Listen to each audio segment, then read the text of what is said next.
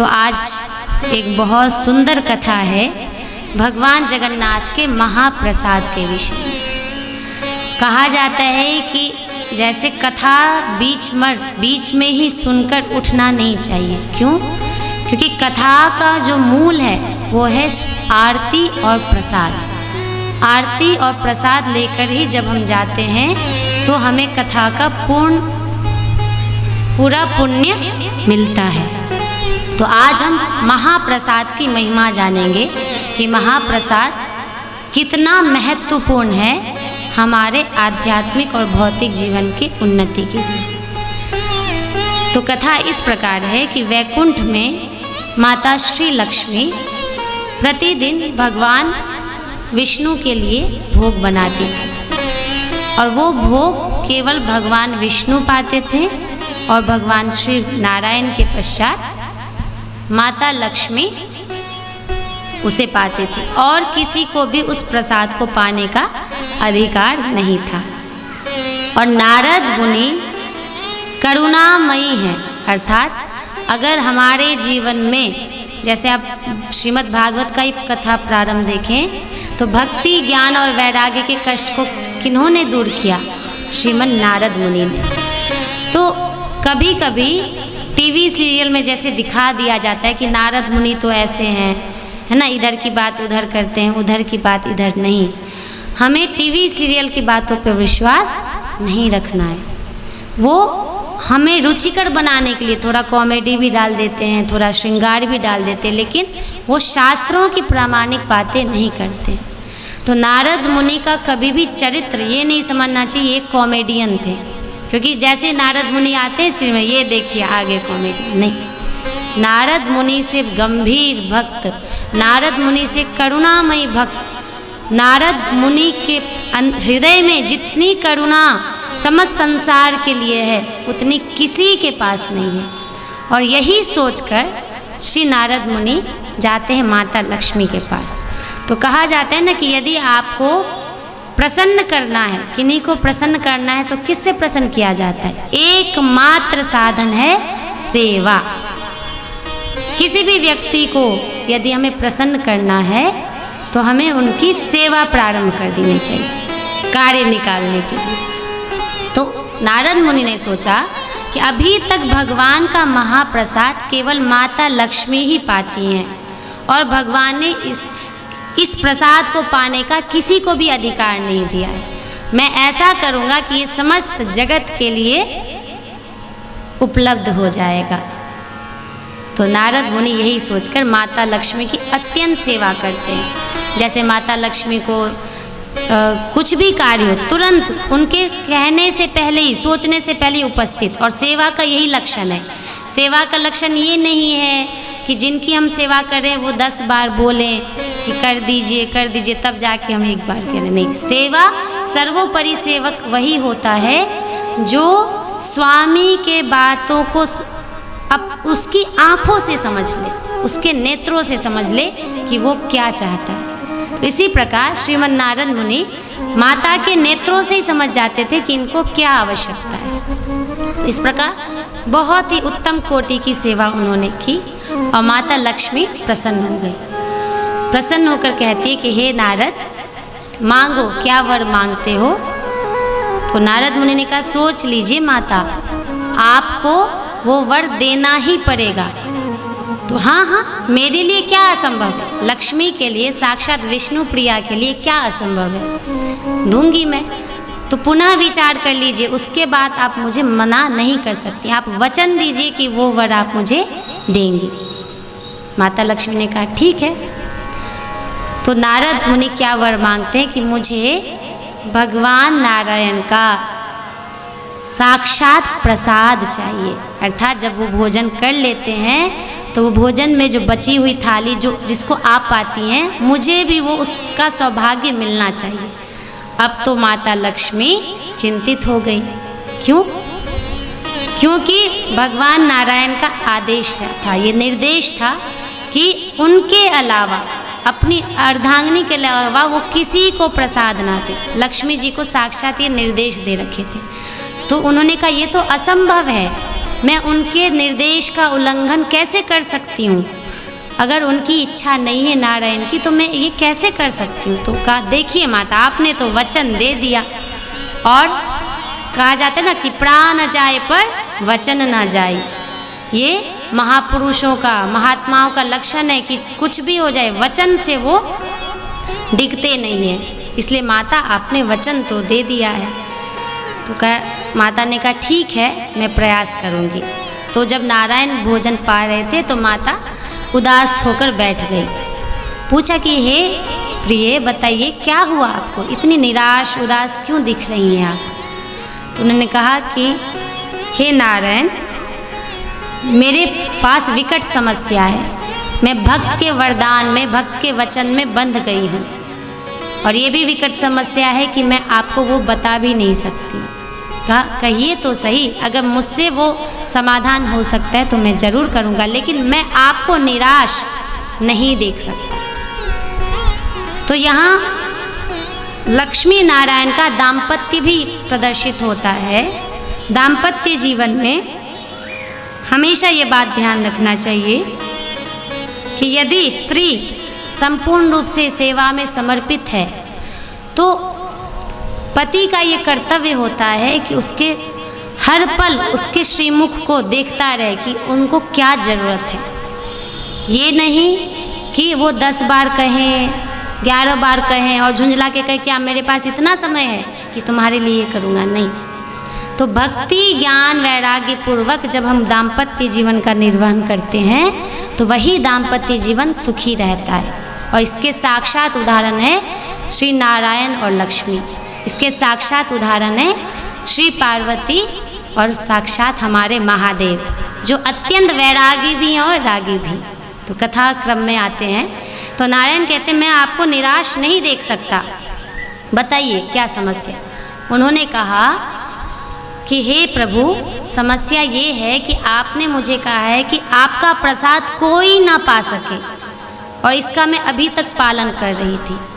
लेकिन नारद ने मुझसे ये वर मांग लिया कि उसे वो प्रसाद चाहिए, आपका प्रसाद। तो नारायण कहते हैं कि अगर आप वचन से बंधी हैं तो आपके वचन का मान मेरा मान है, इसलिए एक शर्त पे मैं ये प्रसाद दे सकता हूँ कि केवल नारद जब मैं भोजन करूँ और भोजन करके जब मेरा ध्यान कहीं और भटक जाए तो चुपचाप आप प्रसाद निकाल लेना, अर्थात मैं उसको ना देख पाऊँ, ऐसा ही आप कर दें।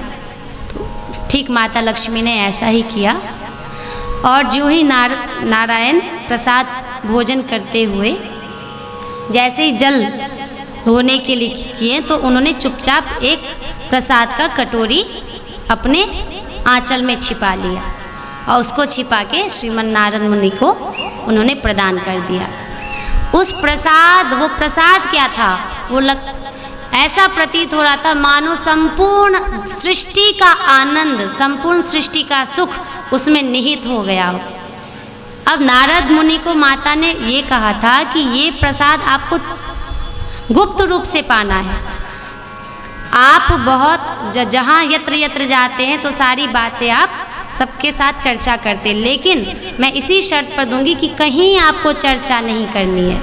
लेकिन उनके आनंद की इतनी सीमा ना रही कि जैसे वो प्रसाद पाए, नारायण नारायण श्रीमन नारायण नारायण हरि हरि, श्रीमन नारायण नारायण हरि, भजो नारायण नारायण हरि, भजो नारायण नारायण हरि। इस प्रकार ये ऐसे परमानंद में मगन होकर तीनों लोक में विचरने लगे और कहाँ पहुँच गए, कैलाश। अब शिव जी देखे, महादेव, क्या बात है, नारद तो आज बहुत प्रसन्न दिखाई दे रहे हैं। पूछा कि क्या बात है नारद, आज से पहले इतनी प्रसन्नता, इतना आनंद तो मैं तुम्हारे चेहरे पर, आपके मुख पर देखा ही नहीं, क्या बात है, क्या रहस्य है। तो इतने आनंद में वो मग्न थे कि क्या मत पूछिए प्रभु, मैं इतना आनंदित हूँ कि मुझे अभी लाखों सुवर्ण जवाहरात से मुझे तौला जाए तो भी उतना आनंद मुझे नहीं मिलेगा जितना कि आज मुझे मिल रहा है। तो महादेव ने पूछा क्या हुआ, आपको बताना पड़ेगा। तो आनंद के उद्रेक में लक्ष्मी जी के बातों को भूल गए और उन्होंने कहा कि आज मैंने साक्षात नारायण का महाप्रसाद पाया है। अब भोलेनाथ, यहाँ देखिए शिव और नारायण में कोई भिन्नता नहीं है, बात ध्यान दीजिएगा। हम सब एक बट चुके हैं कि शिव बड़े हैं कि नारायण बड़े हैं, नारायण श्रेष्ठ हैं कि शिव श्रेष्ठ हैं। इस बात को अगर कोई कहते हैं तो ये सबसे बड़ी भूल है। दोनों अन्योन्याश्रय, जैसे कि अगर किसी से पूछे कि कौन बड़ा है, जैसे पति पत्नी का एक रिश्ता होता है, उसमें कोई बड़ा छोटा, ठीक है पत्नी एक आदर देती है, लेकिन कहा जाता है उसको अर्धांगिनी, आधा अंग होती है। तो इसी प्रकार शिव और नारायण में कोई भेद ही नहीं है। इसलिए आपने सुना होगा एक उनका हरिहर अवतार, कि वो एक साथ शिव जी का दो अवतार है, एक तो अर्धनारीश्वर जहाँ वो अपने आप को दिखाते कि पार्वती और मैं अभिन्न हूँ, और एक अवतार है उनका हरिहर, जहाँ वो ये भी प्रदर्शित करते कि नारायण प्रदर्शित करते कि मैं और शिव अभिन्न हूँ। और वैष्णवों के परम गुरु इसलिए हैं, जो भी विद्या अभी हम पढ़ रहे हैं, सीख रहे हैं, समझ रहे हैं, सभी विद्या के आदि गुरु कौन है? शिव हैं। तो कभी भी अगर किसी के मन में ये संशय होता है और इसके लिए वो मनमुटाव कर लेते नहीं हमारे शिव बड़े हैं, तो कोई कहते हैं हमारे नारायण बड़े हैं, ये भूल मत कीजिएगा। इसी संदर्भ में लघु कथा कहते हुए फिर प्रसाद कराएंगे। एक बहुत बड़ा शिव भक्त हुआ, निघष नाम था उसका, बहुत बड़ा शिव भक्त था, असुर, लेकिन उसके अंदर आसुरी प्रवृत्ति नहीं थी, तात्पर्य किसी को कष्ट देने की प्रवृत्ति नहीं थी।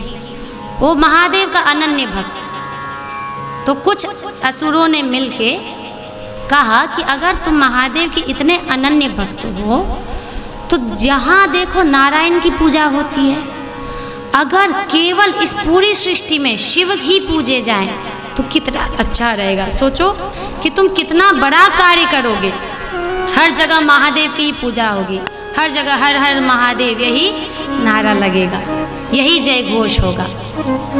तो था तो वो मूढ़ बुद्धि, पर असुर बुद्धि थोड़ी मूर्खता में होती है, और यही मूर्खता प्रदर्शित करती है जब जब हमारे अंदर भेद बुद्धि आता है त्रिदेवों में, तो समझ जाइए कि वो हमारी आसुरी बुद्धि है।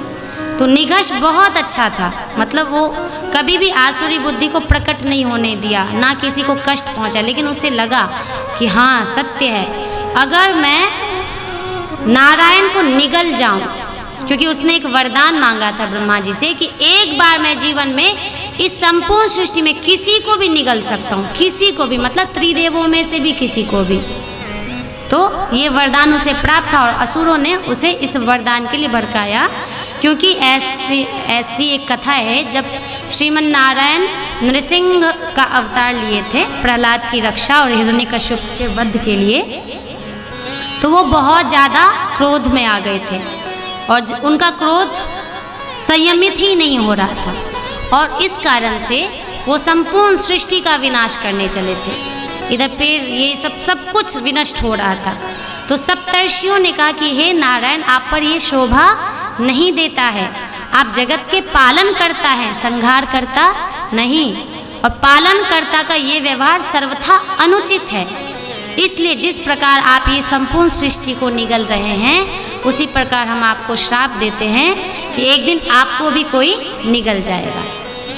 तो ऐसा जैसे श्राप लिया, तो त्रिदेवों को श्राप लगता है न वरदान, ध्यान दीजिएगा। लेकिन क्योंकि सप्तर्षि हैं, ऋषियों के भक्तों का मान रखने के लिए उन्होंने उस श्राप को ग्रहण कर लिया, स्वीकार कर लिया। तो ये असुरों को पता चला, तो निघष को उन्होंने बोला कि तुम जाओ नारायण को निगल लो, और नारायण को निगलते ही सर्वत्र शिव ओमकारा की ध्वनि आएगी। मतलब नारायण ही नहीं तो नारायण के सेवक कहाँ से रहेंगे? तो नारायण नष्ट तो उनके सेवक नष्ट। तो निघष बोला अरे वाह, बहुत अगर मैं अपने शिव के लिए, अपने महादेव के लिए ये इतना बड़ा कार्य कर पाऊँ तो मैं अपना सौभाग्य समझूंगा। देखिए मूढ़ बुद्धि। तो ऐसा ही हुआ। नारायण जब ये चातुर्मास, आप लोग जानते हैं ना, चातुर्मास प्रारंभ हो गया है, तो पता है ना इसकी कथा। चातुर्मास मतलब भगवान योग निद्रा में 4 महीने के लिए चले जाते हैं। उसी योग निद्रा में भगवान थे, और चूंकि ये स्वयं नारायण की इच्छा थी, इसलिए निगस को ये कार्य सभी देवों ने करने दिया। नहीं तो साक्षात महादेव आके ही उनकी रक्षा कर सकते थे, लेकिन नारायण ने उनका श्राप स्वीकार किया था। उस श्राप की पूर्ति के लिए बस निघस ने नारायण को निगल लिया, और जैसे ही नारायण को निगला, शिव शव हो गए। शिव क्या हो गए? शव। अब वो शिव नहीं रहे, और निघस आके कह रहे कि हे महादेव, आज मैं आपका भक्त बहुत बड़ा कार्य किया हूँ। मैंने नारायण को निगल के, अब सर्वत्र आपकी ही पूजा होगी, आपका ही जयकार होगा। और महादेव ने तनिक भी उसकी ओर ध्यान नहीं दिया, और शव के समान जाकर तपस्या करने लगे। इस कथा से ये समझ में हमें आ रहा है कि शिव और नारायण दोनों एक दूसरे के बिना नहीं रह सकते हैं, कदापि नहीं रह सकते हैं। जैसे आत्मा को, हम सब क्या है? आत्मा है, हर शरीर ग्रहण करते हैं। तो जैसे आत्मा को शरीर की आवश्यकता होती है कार्य करने के लिए, वैसे ही परस्पर शरीर और आत्मा यदि अलग, तो फिर आत्मा भी शरीर में आके कोई कार्य नहीं कर सकता, वो शरीर भी शव हो जाता है। इसी प्रकार शिव और नारायण, इनको अगर कोई पृथक समझते हैं तो उनकी सबसे बड़ी भूल है, बहुत बड़ी भूल है। और शिव महादेव तो साक्षात आप देखेंगे, अब इस कथा से आपको प्रेरणा मिलेगी कि वो नारायण के कितने अनन्य उपासक हैं। तब नारद जी से कहते हैं कि हे नारद, तुम कितने स्वार्थी हो। अब यहाँ स्वार्थी घटेगा, अर्थात अपना प्रयोजन सिद्ध किया ना, तो तुम कितने स्वार्थी हो। क्या मेरे लिए कुछ भी प्रसाद नहीं बचा है? नारायण का प्रसाद क्या मैं ना पाऊँ? तो नारद मुनि को बहुत पश्चाताप हुआ। उन्होंने कहा क्षमा करें महादेव, लेकिन माता लक्ष्मी की आज्ञा थी कि केवल मैं ही वो प्रसाद ग्रहण करूं। तो कहा कि क्या तुमने थोड़ा भी, इतना भी, एक कण भी नहीं लाया है? तो बोला नहीं। तो शिव जी बहुत निकट गए, उन्होंने देखा कि नारद जी के नाखून के अंदर एक चावल का दाना था, एक चावल का दाना, और उस चावल के दाने को वो भगवान महादेव ने ग्रहण किया। और जैसे ही वो ग्रहण किए, नारद मुनि तो भजन आनंदी है, वो भजन किए, और शिव ऐसा नृत्य किए, ऐसा नृत्य किए कि अब मानो प्रलय ही आ जाएगा। उनका जो तांडव शुरू हुआ, आनंद में भयंकर नृत्य किए। अब ये नृत्य देखकर सभी लोग डर गए कि अब तो प्रलय ना आ जाए। सब गए माता पार्वती के पास, पार्वती आई महादेव के पास, उन्होंने शांत किया। तो जब उन्होंने उनको शांत किया तो पूछा कि क्या हुआ था, अचानक इतने आनंद में आप कैसे नृत्य करने लगे? आज तक आप ऐसा नृत्य आपका हमने देखा ही नहीं था। तो शिव ने कहा कि मुझे नारायण का प्रसाद मिल गया, महाप्रसाद आज मैंने पाया, इसलिए मैं आज खुशी से झूम उठा हूँ। अब वो तो पार्वती मीन्स काली है, और काली जब क्रोध करती हैं तो नारायण भी डर जाते हैं। तो यहाँ जब वो क्रोध, अब उनको बहुत गुस्सा आया कि आप मेरे पति हैं, और कहा जाता है कि पति पत्नी का यही है कि पति जो भी चाहे, यज्ञ में भी पति बैठता है विवाह के बाद, तो पत्नी को उसको बिठाना पड़ता है। क्यों? क्योंकि दोनों बराबर के हिस्सेदार होते हैं, दोनों बराबर के पात्र होते हैं। तो आपने क्या, उसमें से आधा भी मुझे आप नहीं दे सकते थे? और नारायण ने मेरे बारे में तनिक भी नहीं सोचा। ऐसा करते हुए बहुत क्रोधित हुई। तो उनके क्रोध को शांत करने के लिए फिर साक्षात नारायण वैकुंठ से आते हैं। उन्हें कहते हैं हे देवी, वो उनकी बहन है, रिश्ते में अगर देखा जाए तो उनको भगिनी कहते हैं। तो उन्होंने कहा कि आप चिंता मत कीजिए, जब मैं कलयुग में जगन्नाथ रूप से प्रकट होऊंगा तो मैं मेरे प्रसाद ग्रहण करने के बाद आपको निश्चित वो भोग लगेगा, और आपको जब तक वो भोग नहीं लगेगा तब तक वो महाप्रसाद नहीं बनेगा। ये मेरा वचन है कि मेरे भोग के पश्चात आपको भोग लगेगा। तो जब जब आप जगन्नाथपुरी जाएंगे तो वहाँ देखेंगे कि जगन्नाथ भगवान के ठीक सामने विमला देवी है, वही पार्वती माता। उनको भोग लग के फिर विमला देवी को लगता है और फिर वही प्रसाद महाप्रसाद बन के वितरित होता है। तो यहीं पर पार्वती जी रुकी नहीं, उन्होंने कहा मैं जगत जननी हूँ। तो क्या एक माँ अपने बच्चे को कुछ भी सुंदर से सुंदर पदार्थ खिलाए बिना रह सकती है? कभी भी रह सकती है? एक साधारण सी माँ, और मैं तो जगत की माँ हूँ। तो आप हे नारायण, आप कैसे सोच सकते हैं कि मैं प्रसाद पालूँ और मेरी जो ये सृष्टि है वो आपका प्रसाद ना पाए? इसलिए यदि आपको प्रसाद देना ही है तो मेरे साथ साथ संपूर्ण सृष्टि में इसको वितरित करना होगा। देखिए कहाँ से शुरू हुआ, कितना गुप्त था वो प्रसाद, और वो गुप्त प्रसाद धीरे धीरे धीरे होते हुए संपूर्ण सृष्टि को मिला।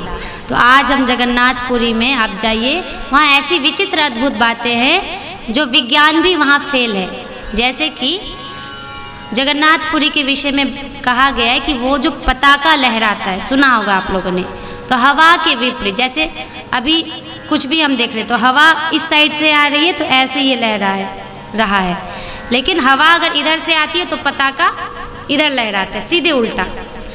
तो ये एक साइंस है। दूसरा, समुद्र की इतनी लहरें वहाँ आवाज़ें आती हैं, बहुत सारी आवाज़ें उठती हैं, लेकिन जैसे ही आप भगवान के अंदर अर्थात सिंह द्वार के अंदर प्रवेश करेंगे तो वहाँ समुद्र की एक भी लहर सुनाई नहीं देती। इसके पीछे भी कथाएं हम चर्चा करेंगे।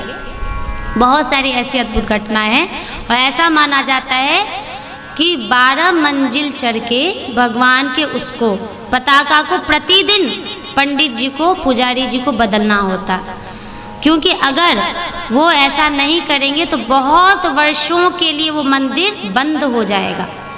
इस कारण से प्रतिदिन उस पताका को परिवर्तित किया जाता है। और ऐसे भी मान्यता है कि वहाँ कितने भी भक्तों की संख्या हो जाए, प्रसाद वहाँ घटता नहीं है। तो ये सब जब हम सुन रहे हैं तो उसको हमें अपने अंदर आत्मसात भी करना है।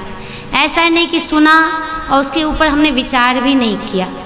अपने अपने आप घर जाएं तो भगवान की इस महिमा को स्मरण करते हुए उनसे प्रार्थना करें कि हे प्रभु, आपकी कृपा मुझ पर कब होगी, मैं कब आपके कृपा का पात्र बनूंगा, मैं कब आपके कृपा की पात्र बनूंगी। तो इस प्रकार ये जगन्नाथ भगवान की कथा बहुत सुंदर है। अनेक कथाएं हैं, कल फिर दूसरी कथा के साथ हम आएंगे। अभी थोड़ा गौ माता के विषय में जानते हैं। गौ माता के विषय में भी एक बहुत प्रसिद्ध कथा है। आपने सुना होगा कि रघुवंश में सर्वप्रथम राजा दिलीप का नाम सुना होगा आपने। तो राजा दिलीप की गौ भक्ति संपूर्ण जगत में विख्यात हो गई। कैसे? तो कथा ऐसे है कि जब राजा दिलीप देवताओं के विजय के लिए स्वर्ग में युद्ध कर रहे थे तो उस समय माता कामधेनु, स्वर्ग में कौन सी गौ माता रहती है? कामधेनु। तो उन्होंने उनकी तरफ ध्यान नहीं दिया, और ध्यान नहीं दिया और ऐसे ही उनको बिना नमस्कार करते हुए चले आए। तो ध्यान रखिए कि जब जब हमें गौ माता दिखाई दे तो कभी भी उनको नज़रअंदाज करके नहीं आना चाहिए, बहुत बड़ा दोष लगता है। इस कहानी कथा से यही प्रेरणा मिलती है कि राजा ने, सम्राट ने गौ माता को प्रणाम नहीं किया, वो उधर से निकल आए। तो ये बहुत बड़ा दोष, कामधेनु माता थोड़ी रुष्ट हो गई और ये दोष उनकी संतान पर पड़ा। अर्थात अब राजा को संतान ही नहीं हो रहा है, वो संतान सुख से वंचित हो गए क्योंकि गौ माता को उन्होंने प्रणाम नहीं किया। तो इस प्रकार जब वो वशिष्ठ जी के पास जाते हैं तो कहते हैं मैं क्या करूं? तो कहते हैं कि आप गौ माता की ही वत्सा है, उसकी आप सेवा करिए, जिसका नाम है नंदिनी, उसकी आप सेवा करिए। उनकी सेवा करके आपको निश्चित ही संतान की प्राप्ति होगी।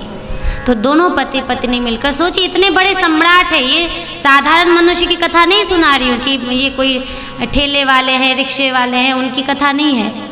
ये पूरे पृथ्वी के जो सम्राट हैं उनकी कथा है। तो हमें सोचना ये चाहिए, इतने बड़े व्यक्ति जब इतनी विनम्रता से सेवा कर सकते हैं तो ये ऐठन हम में क्यों, ये अकड़ हम में क्यों?